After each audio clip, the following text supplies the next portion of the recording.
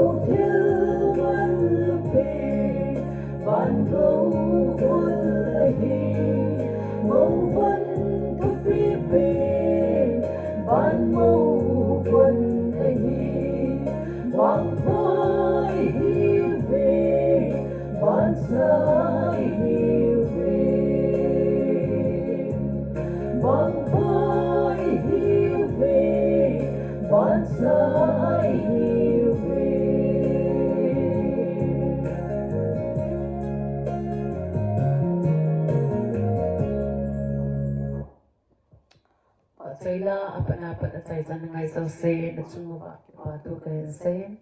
Nabon chawin anumang patabo. Bye bye. See you next time.